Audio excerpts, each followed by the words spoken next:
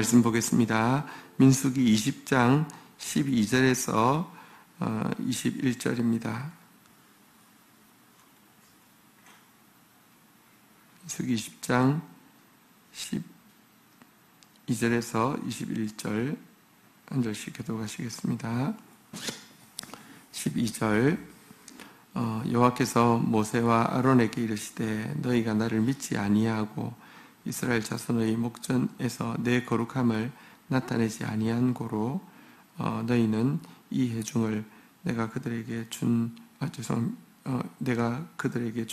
땅으로 인도하여 드리지 못하리라 하시니라. 이스라엘 자손이 여호와 다투었으므로 이를 무리라 하니라. 여호와께서 그들 중에서 그 거룩함을 나타내셨더라.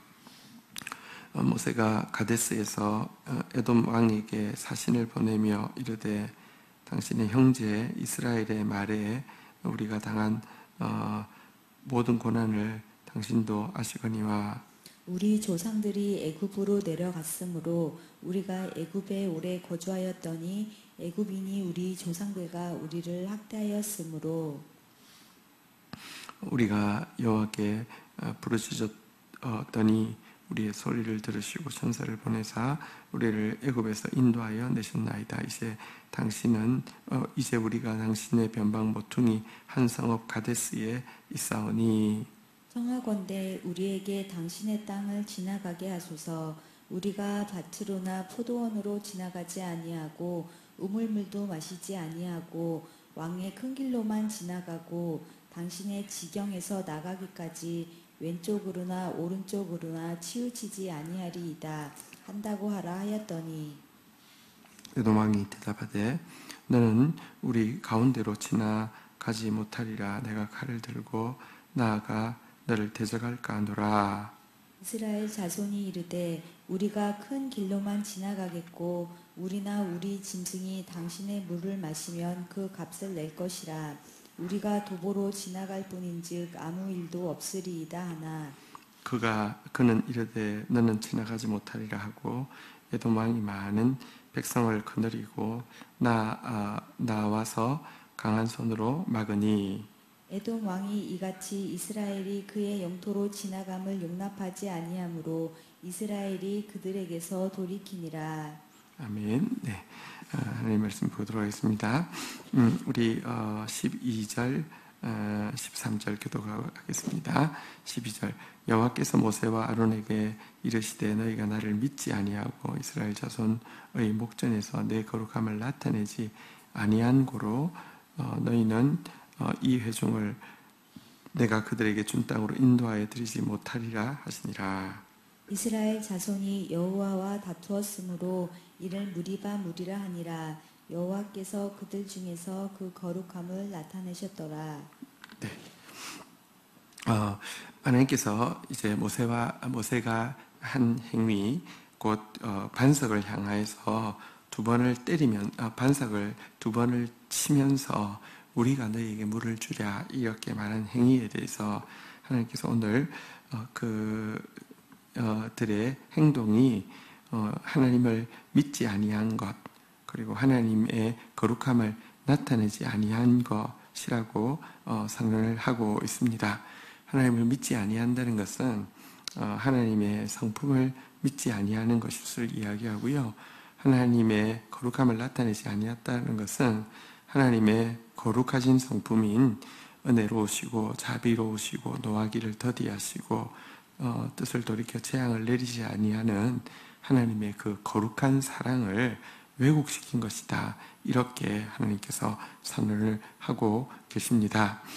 하나님의 사람인 모세와 아론이 해야 될 가장 중요한 일은 뭔가 하나님을 위해서 위대한 일을 하는 것이 아니라 하나님의 이 거룩하신 사랑을 온전히 드러내는 것인데 그들이 분노로 반석을 향해서 그냥 지팡이를 이렇게 내밀라 이런 정도였는데 두 번을 내리친 것이나 우리가 너희에게 물을 주랴라고 하면서 역정을 부린 것은 하나님의 이 거룩하신 사랑을 왜곡시키는 믿지 아니하는 엄중한 그 범죄 행위가 된다. 이렇게 하나님께서 선언을 하시는 것입니다.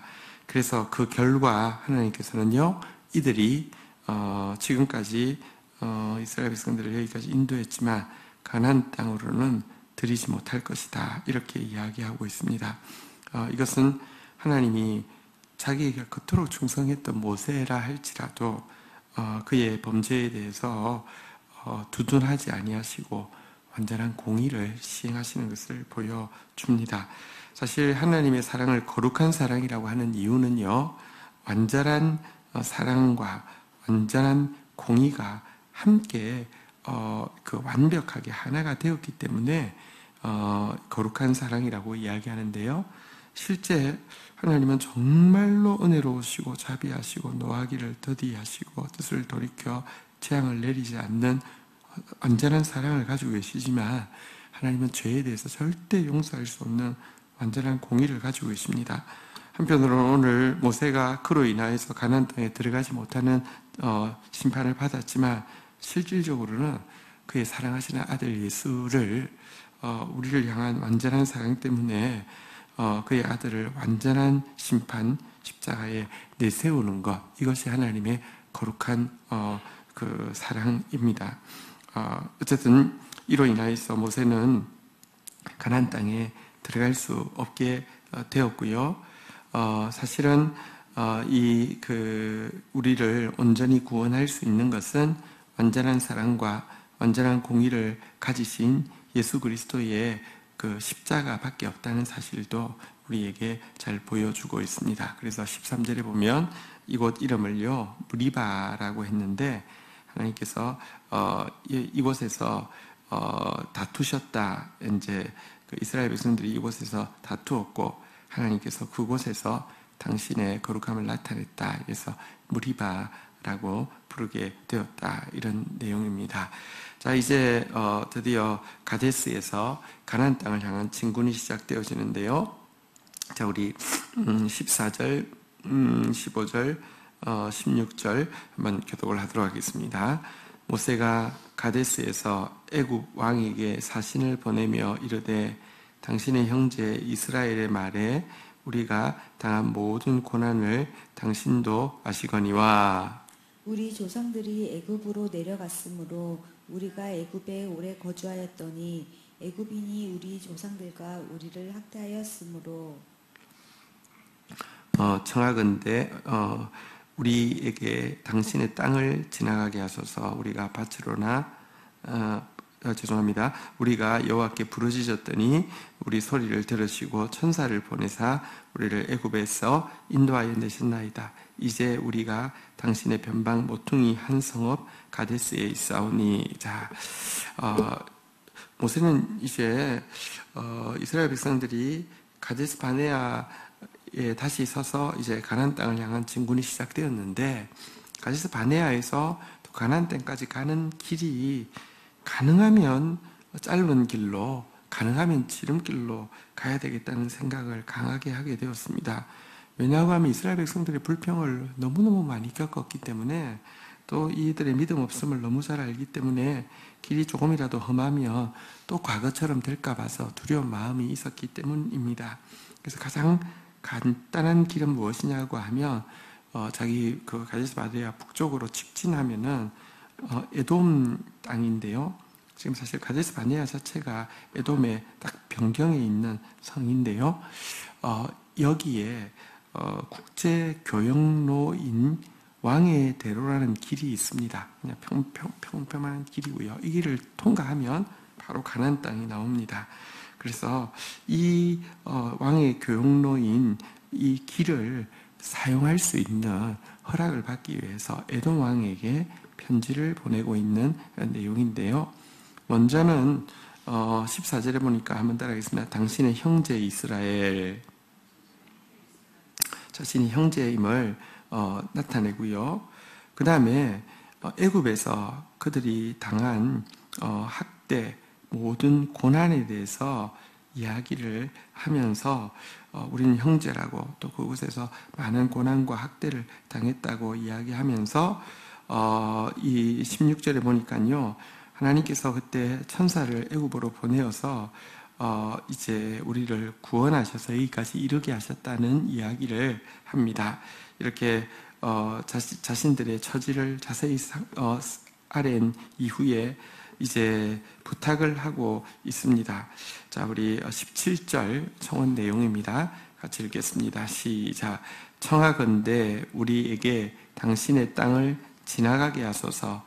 우리가 밭으로나 포도원으로 지나가지 아니하고 우물물도 마시지 아니하고 왕의 큰 길로만 지나가고 당신의 지경에서 나아가기까지 왼쪽으로나 오른쪽으로 치우치지 아니하리이다 한다 하라 하였더니. 자, 그래서 이제 청원 내용은 무엇이냐?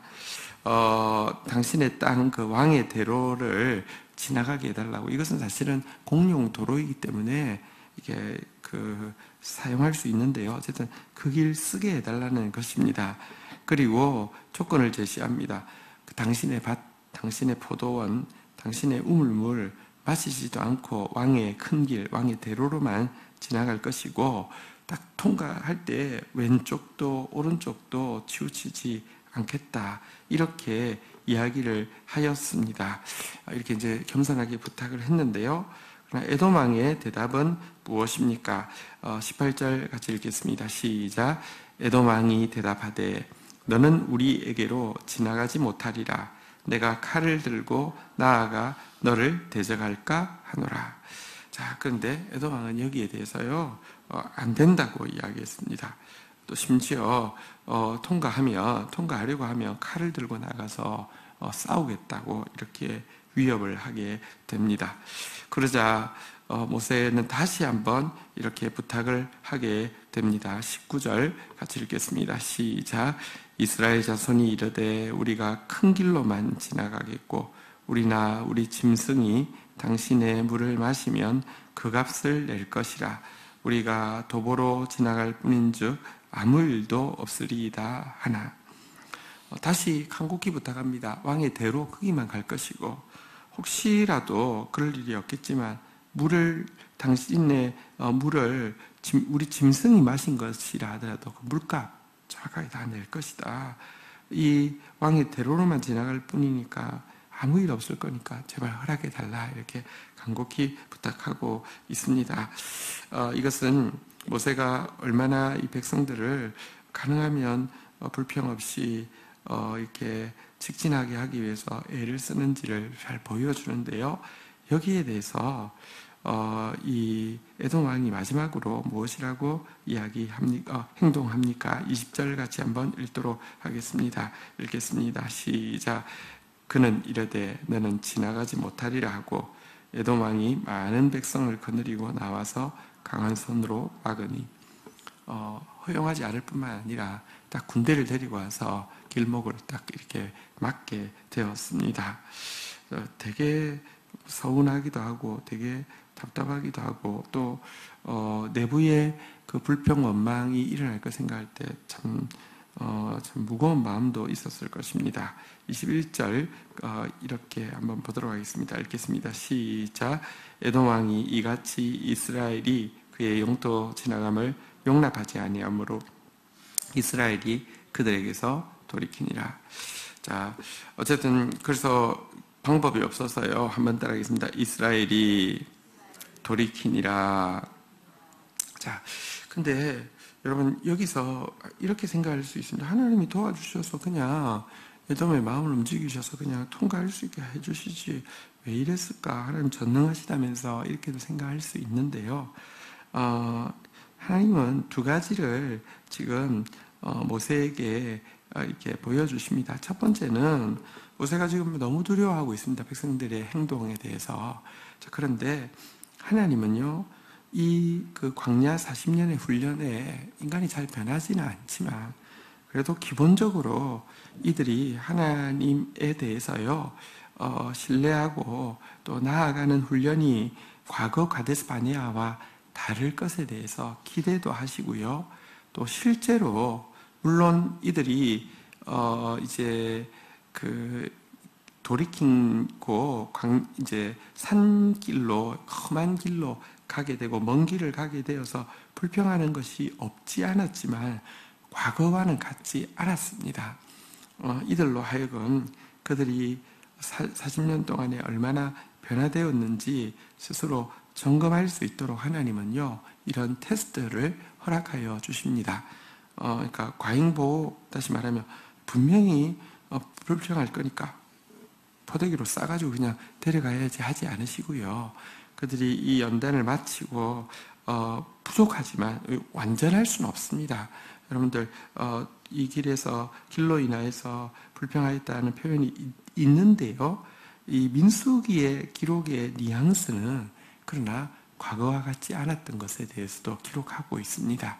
어쨌든 하나님께서 이 시험을 통하여서 이스라엘 백성들이 스스로 얼마나 변화되었는지 점검하게 하는 훈련을 위해서 하나님께서는 에돔 왕이 거부하게 하셨습니다. 한 가지 더 중요한 것이 있습니다. 하나님께서 지금 이스라엘 백성들에게 가나안 땅을 허락하여 주실 것인데요. 가나안 땅을 허락하는 과정에서 물론 정복 전쟁을 합니다. 근데 이것은 자기들이 좀 더 잘 먹고 편하게 살기 위한 전쟁이 아니라 가나안 땅에 대한 가나안 땅에 가득한 죄악에 대한 하나님의 심판의 성격을 가진 것입니다.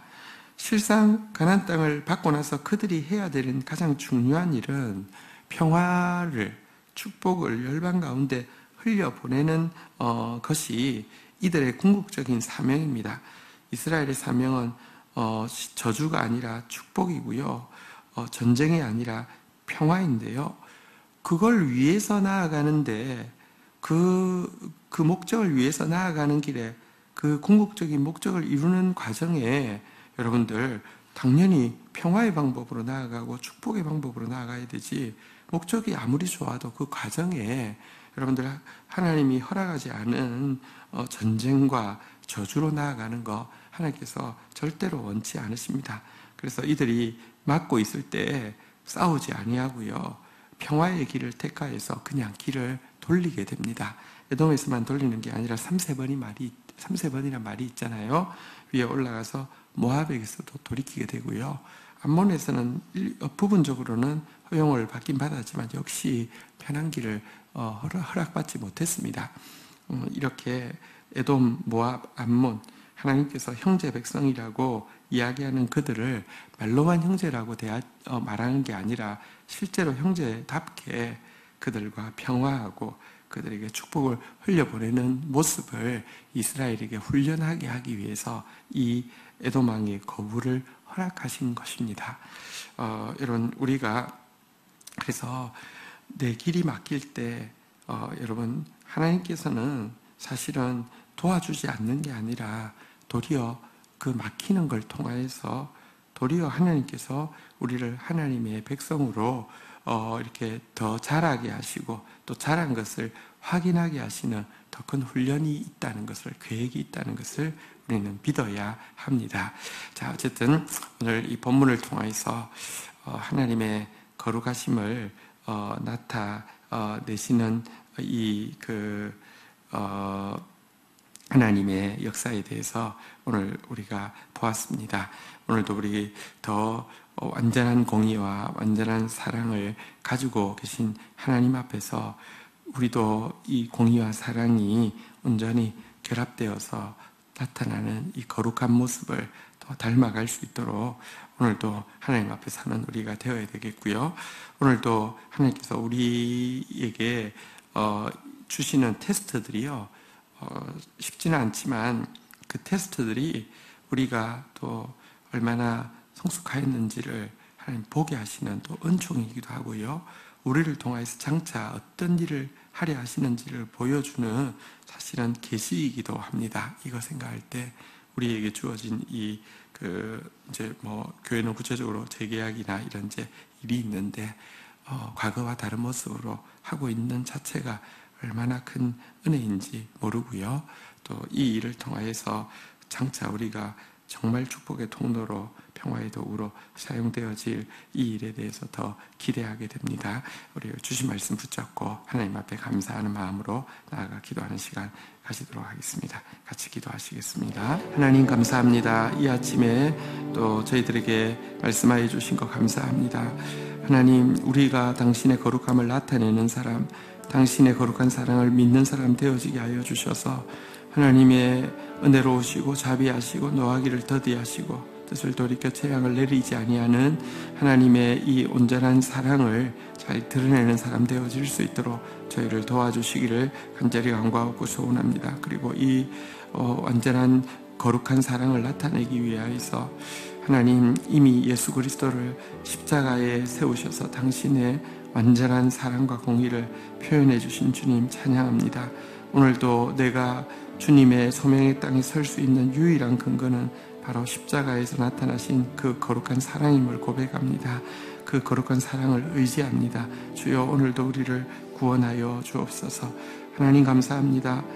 지나간 시간의 연단들로 인하여서 우리로 하여금 여전히 부족하지만 과거와는 다른 모습으로 하나님 우리의 나아가는 길을 대할 수 있는 은혜를 허락하여 주셔서 감사합니다. 또 우리에게 아직도 남은 훈련이 있는 것은 우리가 정말 하나님께서 축복하셨을 때 진짜 열방을 축복하는 교회 되게 하기 위해서 열방 가운데 평화를 흘리는 교회 하기 위해서 주신 훈련이오니 남은 과정도 믿음으로 잘 감당할 수 있도록 은혜를 더하여 주옵소서. 감사합니다. 예수 그리스도의 이름으로 기도 올립니다. 아멘.